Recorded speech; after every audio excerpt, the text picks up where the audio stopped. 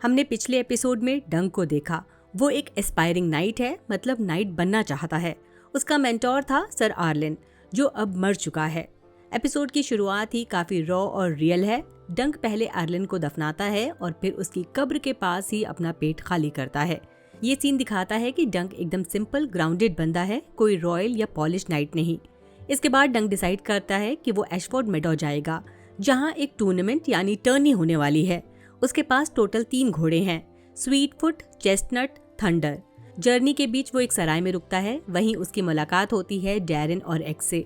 Darren काफी ज्यादा P लेता है। एग एक स्मार्ट क्यूरियस लड़का है। वो डंक को देखकर उसके साथ जाने के लिए काफी इंटरेस्टेड हो जाता है। जब डंक एशफोर्ड मेडो के लिए निकलता है तो एग चुपके से उसके पीछे पीछे चलता रहता है और फाइनली बोलता है कि वो डंक का स्क्वायर बनना चाहता है। डंक पहले हेजिटेट करता है, लेकिन बाद में मान जाता है। एशफोर्ड मेडो पहुंचने के बाद डंक को एक बड़ा झटका लगता है। गेम मास्टर उसे बताता है कि टूर्नामेंट में पार्टिसिपेट करने के लिए किसी रिकॉग्नाइज्ड नाइट का वाउच चाहिए। प्रॉब्लम यह है कि डंक खुद सिर्फ एक हेज नाइट है, ऑफिशियली फेमस नहीं। डंक सोचता है कि उसका मेंटोर सर आर्लिन ने पहले मैनफ्रेड डंडोरियन के लिए फाइट की थी, तो शायद मैनफ्रेड उसे पहचान ले। इस उम्मीद में डंक पूरा दिन मैनफ्रेड को ढूंढता रहता है। जब फाइनली मैनफ्रेड मिलता है तो डंक का दिल टूट जाता है। मैनफ्रेड ने आयरलैंड का नाम तक नहीं सुना होता। यहाँ हमें समझ आता है कि आयरलैंड कितना अननोन और अंडररेटेड नाइट था। लेकिन पूरा एपिसोड डिप्रेसिंग नहीं रहता। डंक की जिंदगी में थोड़ी पॉजिटिविटी भी आती है।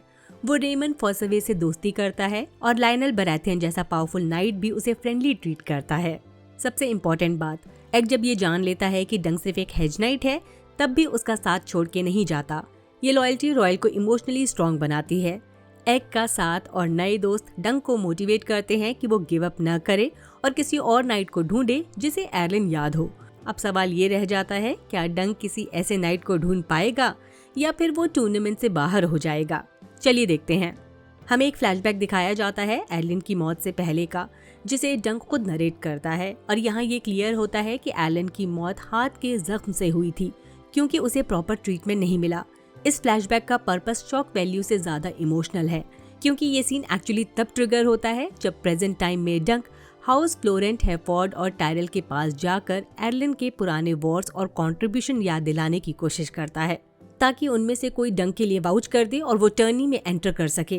लेकिन सैडली ये प्लान फेल हो जाता है, क्योंकि किसी को आयरलैंड याद ही नहीं होता।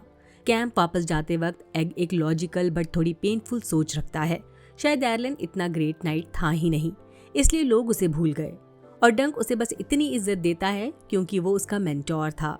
डंक के पास इसका कोई स्ट्रॉन्ग जवाब नहीं होता, लेकिन फिर भी आयरलैंड का फेमस न होना उसके लिए मैटर नहीं करता, क्योंकि डंक के लिए रिस्पेक्ट पॉपुलैरिटी से नहीं, पर्सनल बॉन्ड और वैल्यूज से आती है। और वही इस एपिसोड का इमोशनल कोर बन जाता है।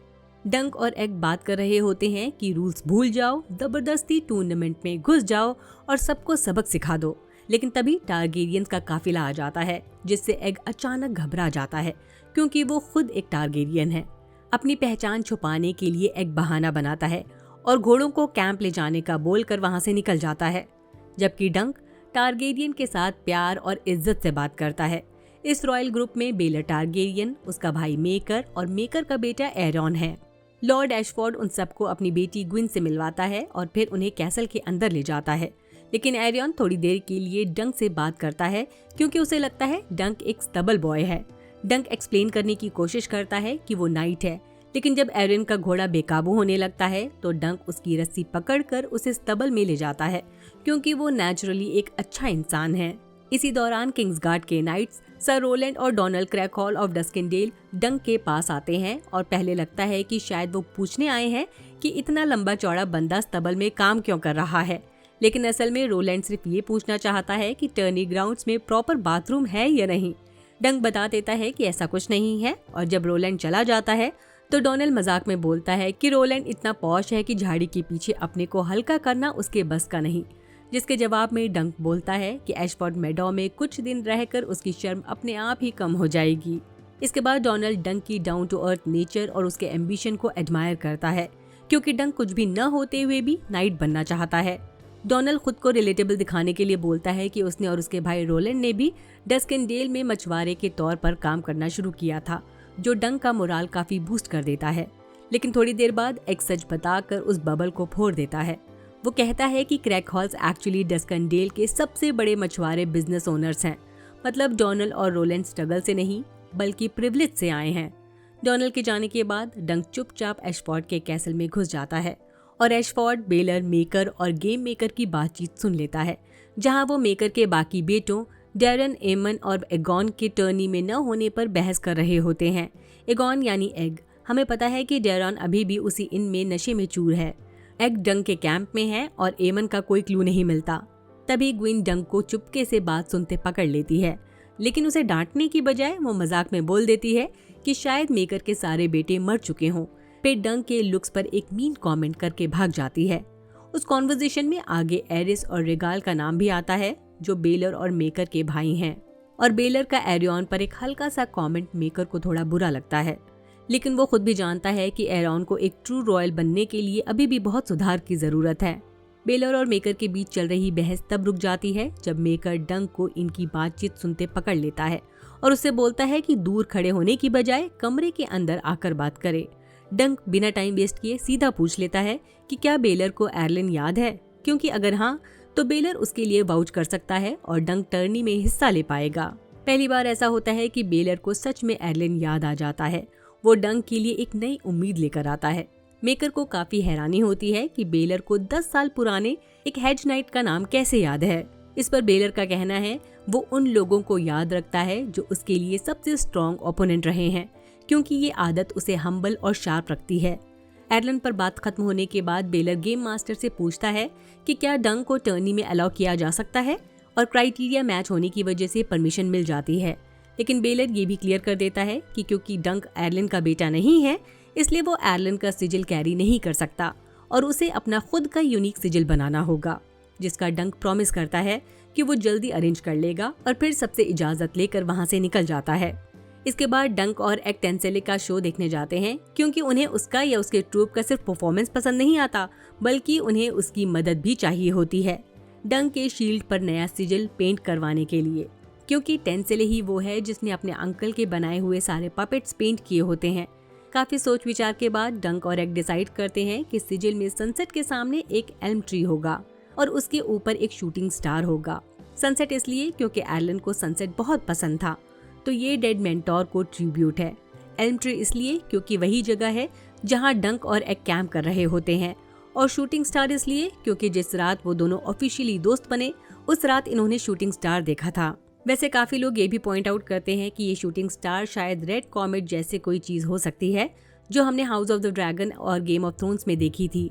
हो सकता है इसका कोई डीप टारगेरियन कनेक्शन हो या फिर कुछ न भी हो। खैर, डंक अपना शील्ड टेंसेले को दे देता है और फिर एग के साथ एक मेकशिफ्ट पब चला जाता है, जहां वो बात करते हैं कि डंक ने टेंसेले से बातचीत कैसे हैंडल की। ऑनेस्टली डंक ऑलमोस्ट उसकी हाइट के लिए कॉम्प्लीमेंट देने वाला था, लेकिन फिर भी उसने बात काफी अच्छे से हैंडल की। डंक एग से पूछता है कि क्या उसका और टेंसेले का कुछ रोमांटिक हो सकता है। एग क्लियरली बोलना चाहता है कि दोनों बिल्कुल इनकम्पैटिबल हैं, क्योंकि टेंसेले स्मार्ट और टैलेंटेड है और डंक थोड़ा सा इडियट है। बट वो खुद को कंट्रोल करके सिर्फ इतना बोलता है कि उन दोनों की एक ही कॉमन चीज है, उनकी हाइट। इसके बाद एग थोड़ा सीरियस हो जाता है और सोचता है कि क्या वो कभी नाइट बन भी पाएगा या नहीं। तो डंक उसे मोटिवेट करने की कोशिश करता है और बोलता है कि जब इतने लोग उसे स्टूपिड बोलते रहे फिर भी वो यहाँ तक पहुँच गया, तो एग भी नाइट बन सकता है। लेकिन ये बात डंक के मुंह से उतनी स्मूथली नहीं निकलती जितनी निकलनी चाहिए थी। तभी उनकी बातचीत को लायनल बराथियन इंटरप्ट करता है और दोनों को टाइटल्स के अगेंस्ट टग ऑफ वॉर के मैच में खींच लाता है। ऑब्वियस सी बात है, जिस तरफ डंक होगा वो टीम तो जीतनी ही थी। बाद में डंक लोकल आर्मरर स्टीली पेट से मिलता है, क्योंकि अब जब वो टर्नी में हिस्सा ले रहा है तो उसे प्रॉपर आर्मर चाहिए होगा। लेकिन प्रॉब्लम ये है कि डंक के पास इतने पैसे नहीं होते कि वो पेट का बनाया हुआ आर्मर खरीद सके। पेट समझ जाता है कि डंक एक जेन्युइन बंदा है, इसलिए वो उसे डिस्काउंट देता है। लेकिन डिस्काउंट के बाद भी डंक अफोर्ड नहीं कर पाता, तो आखिरकार वो अपना घोड़ा स्वीट फूड बेचने का डिसीजन लेता है और खुद से प्रॉमिस करता है कि वो टर्नी जीतने के बाद वो अपना घोड़ा वापस खरीद लेगा। रात में डंक और एक बात करते हैं, जहां डंक थोड़ा इमोशनल हो जाता है और बोलता है कि वो सिर्फ एक मौके के लिए कितनी बड़ी कुर्बानी दे रहा है, स्पेशली जब नाइट्स की मार्केट ऑलरेडी इतनी क्राउडेड है, और वो बस उम्मीद करता है कि आखिर में सब वर्थ इट निकले। थोड़ी देर के लिए वो सपने देखने लगता है और यहाँ तक कि बोल देता है कि शायद एक दिन टारगेरियंस भी उसे एक्सेप्ट कर लें। लेकिन एग फौरन उसे रियलिटी चेक दे देता है और बोलता है कि टारगेरियंस हेज नाइट को रिक्रूट ही नहीं करते। डंक सोचने ही वाला होता है कि एग को रॉयल्स के बारे में इतना कुछ कैसे पता। तभी अनाउंसर सबका ध्यान पहले राउंड की तरफ ले जाता है। डंक और एग एरेना में जाकर फेमस नाइट्स को देखते हैं, जिसमें मैनफ्रेड और वलार यानी बेलर का बेटा भी शामिल है। शुरू में बाकी ऑडियंस की तरह डंक और एग भी इस वॉयलेंट एंटरटेनमेंट को काफी एंजॉय करते हैं, लेकिन धीरे धीरे एग कुछ चीजें नोटिस करने लगता है। वो देखता है कि कंपटीशन के हर राउंड के बाद स्क्वायर्स को अपने नाइट के लिए भाला उठाना, दौड़ धूप करना और उन्हें फिट करना पड़ता है, जो फिजिकली काफी डिमांडिंग काम है। तब एग को एहसास होता है कि वो इतना छोटा है कि डंक के लिए ये सब प्रॉपरली कर पाना शायद उसके बस का नहीं होगा। एपिसोड 2 के आखिर में डंक और एग अपने कैंप वापस आते हैं। तब क्लियरली दिखता है कि डंक को भी एक रियलिटी चेक मिल चुका है, क्योंकि उसने पहली बार अपनी आंखों से देखा होता है कि कंपटीशन एक्चुअली कितना ब्रूटल है। नाइट्स घोड़ों से गिर रहे हैं, उन्हें भाला से बुरी तरह चोट लग रही है और कुछ तो दूसरे घोड़ों के नीचे तक आ जाते हैं। शायद डंक ने पहले सिर्फ कहानियां सुनी थी, लेकिन अब उसे समझ आ जाता है कि अभी वो प्रॉपर नाइट बनने से काफी दूर है। इसी रियलाइजेशन के साथ वो ये भी एक्सेप्ट करता है कि वो एरलन को आइडियल बनाकर उसे फॉलो नहीं कर सकता, क्योंकि एरलन टेक्निकली इतना ग्रेट नाइट नहीं था। हाँ, वो एक अच्छा इंसान था, लेकिन उसकी गुडनेस का रिजल्ट ये निकला कि लोग आज उसे याद ही नहीं रख पाए और डंक को लोगों को याद दिलाने के लिए उसके बारे में रेफरेंसेस देनी पड़ती हैं। यहीं से डंक एक स्ट्रॉन्ग कंक्लूजन पर पहुंचता है। अगर उसे एरलन की लेगेसी को जिंदा रखना है तो सिर्फ टूर्नामेंट जीतना काफी नहीं होगा, बल्कि उसे इतना मेमोरेबल परफॉर्मेंस देना होगा कि एरलन का नाम भी उसके साथ हिस्ट्री बुक्स में लिखा जाए।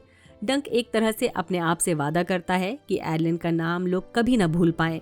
और क्योंकि game of thrones season 4 episode 1 में जॉफ्री पहले ही रिवील कर चुका है कि सर डंकन के व्हाइट बुक में 4 पेजेस हैं, हमें रफली आइडिया मिल जाता है कि डंक आगे जाकर टूर्नामेंट जीतेगा और काफी बड़ी अचीवमेंट्स पाएगा। बस ये देखना बाकी है कि एरलन का नाम भी उस लेगेसी का हिस्सा बन पाता है या नहीं।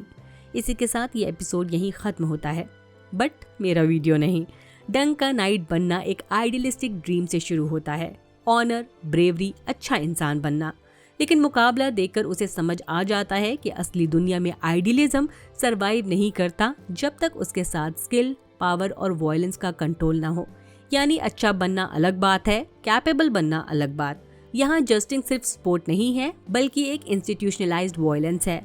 ये दिखाता है कि वेस्टॉस जैसी दुनिया में वॉयलेंस को सेलिब्रेट, नॉर्मलाइज और रिवॉर्ड किया जाता है। डंक का शौक ये है कि जिस चीज को वो ऑनर मानता था, वो असल में एक एंटरटेनमेंट इंडस्ट्री है। लोग तलवार से ज्यादा तमाशे के लिए चीयर्स कर रहे हैं। एरलन अच्छा था, लेकिन याद रखने लायक नहीं।